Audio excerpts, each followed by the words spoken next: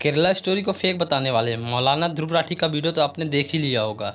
उनकी वीडियो की शुरुआत में ही केरला स्टोरी के टीजर का एक पार्ट दिखाया जाता है। मेरे जैसे 32,000 गर्ल्स कन्वर्ट होके सीरिया और यमन के रेगिस्तान में दफन हो चुकी है। एक नॉर्मल लड़की को एक खतरनाक टेररिस्ट बनाने का सबसे डेंजरस खेल चल रहा है केरला में। 32,000 लड़कियां सीरिया और इराक के रेगिस्तान में दफन हैं, पर इसमें यह तो नहीं कहा गया है कि वो लड़कियां केरल से ही हैं या भारत के किसी अन्य राज्य से हैं।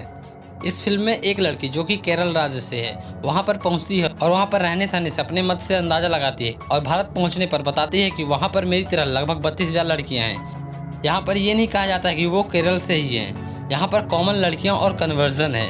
आपकी जानकारी के लिए आपको बता दें कि एक फिल्म बनती है तो उसमें लगभग कई घंटों की रिकॉर्डिंग होती है, फिर इसे एडिट करके 2 से ढाई घंटे की मूवी बनाई जाती है। इससे भी कठिन काम यह है कि उन कई घंटों में से 15 से 30 सेकंड का टीज़र बनाया जाता है, जिसको एडिट करने में अच्छों की हवा टाइट हो जाती है।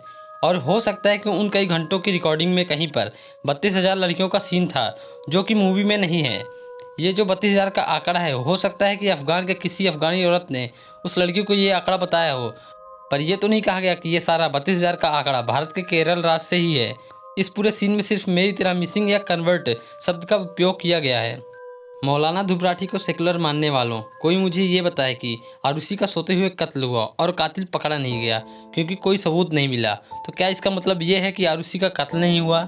आज से तकरीबन 1 महीना पहले गुजरात में जो बम ब्लास्ट हुए जिसमें मुस्लिम फंसे थे, जो कि सबूतों के अभाव में उनको छोड़ दिया गया, तो इसका मतलब ये हो गया कि गुजरात में बम ब्लास्ट हुआ ही नहीं है। सबूत न होने से सच तो झूठ में नहीं बदल जाता ना। मुख्यमंत्री कहते हैं कि हम कोई फोर्स्ड कन्वर्जन नहीं होने देंगे, जिसमें एक डाटा भी दिखाया जाता है 266 लोगों का। मेरे व्यूअर्स, आपकी जानकारी के लिए बता दें कि कन्वर्जन 2 प्रकार का होता है। पहला फोर्स्ड फुली कन्वर्जन, जो कि पहले के हिंदुओं के साथ मुगल तलवार की नोक पर कराते थे, और दूसरा इंड्यूस्ड कन्वर्जन, जो कि आजकल कर रहे हैं ब्रेन वॉश करके। अब इस समय तो कोई कानून की वजह से फोर्सफुली तलवार या बंदूक लेकर कन्वर्जन तो करा नहीं सकता है। केरल स्टोरी के टीजर के एक सीन को देखकर कई लोग 32,000 का हिसाब मांग रहे हैं, जबकि उसमें कहीं पर भी ये नहीं कहा गया कि वो 32,000 केरल की ही थी। वे ये 3 लड़कियों की आप बीती को नहीं देख रहे हैं, जबकि संविधान में हर व्यक्ति की समान मान और मौलिक अधिकारों में समानता का अधिकार दिया गया है। अपनी वीडियो में ध्रुव राठी ये कहते हुए नजर आते हैं कि लोग आधा सच बताकर अपनी आगे की स्टेटमेंट को सही साबित कर देते हैं, जबकि ध्रुव राठी भी खुद यही कर रहा है। आगे ध्रुव राठी कुछ आर्टिकल दिखाता है जिसमें आल्ट न्यूज़ का आर्टिकल होता है, लेकिन आपकी जानकारी के लिए एक बात बता दूं कि आल्ट न्यूज़, जो कि कोई भी फैक्ट चेकिंग कंपनी नहीं है, ना ये वेबसाइट और ना ये कोई पोर्टल है। इसका जो लाइसेंस है वो बहुत पहले ही एक्सपायर हो चुका है। इसके पास कोई भी अथॉरिटी नहीं है फैक्ट चेक करने के लिए। जैसे पुलिस वाले के पास वर्दी के सिवाय कुछ नहीं होता है जिससे वो दिखा सके कि वो एक पुलिस वाला है।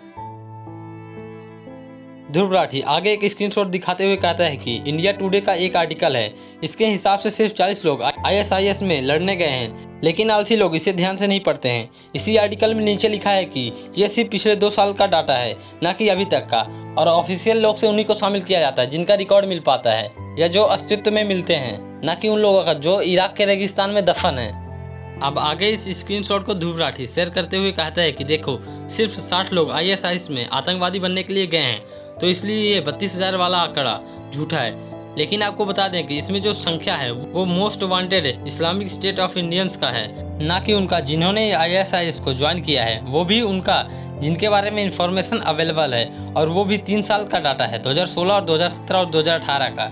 इसके बाद ध्रुव राठी अपना सबसे ज़्यादा ऑथेंटिक सोर्स दिखाता है और कहता है कि जो यूनाइटेड स्टेट ऑफ अमेरिका है उसने एक रिपोर्ट पब्लिश की है। उसमें ये बताया गया है कि सिर्फ 60 से 62 लोग ही जो ISIS को ज्वाइन किए हैं, जो कि इंडिया से आते हैं, जो कि इसका कहना है कि केरल का 32,000 का आंकड़ा फेक है। जबकि इसकी सच्चाई मैं दिखाता हूँ। जब आप इसकी ऑफिशियल वेबसाइट पर जाओगे तो वहाँ पर आप देख सकते हो कि कंट्री वाइज अलग अलग रिपोर्ट पब्लिश की जाती है और ईयर वाइज रिपोर्ट पब्लिश की जाती है। जिस रिपोर्ट को ध्रुव राठी अपनी वीडियो में दिखा रहा है वो सिर्फ 2020 की रिपोर्ट है, और ऐसी रिपोर्ट हर साल हर कंट्री के लिए पब्लिश की जाती है। देखो, ध्रुव राठी अपनी हर वीडियो की शुरुआत में बेस बनाता है, फिर कुछ फैक्ट्स सच बताता है, फिर इसका शुरू होता है मैनिपुलेशन का खेल। ध्रुव राठी सिर्फ उतना ही फैक्ट्स दिखाता है या बताता है जिसमें उसका मैनिपुलेशन करने का काम हो जाए, और आगे का फैक्ट्स नहीं दिखाता है जिसमें वो पकड़ा जाए। केरल स्टोरी में ISIS की बात कही गई है, जिसमें कन्वर्जन की बात कही गई, टेरर की बात की गई, ना कि किसी खास धर्म के हर व्यक्ति के लिए कही गई है। इस मूवी से किसी को भी आपत्ति नहीं होनी चाहिए, बल्कि इस मूवी के माध्यम से हमें ये देखने मिला है कि आखिर हमारे देश के हमारे नाक के नीचे क्या हो रहा है। इस मूवी से हमें सीख लेनी चाहिए कि हमें इस हादसा से कैसे बचना है, और अगर आपके पास भी ऐसा कुछ हो रहा है तो उसे समय रहते ही परख लें।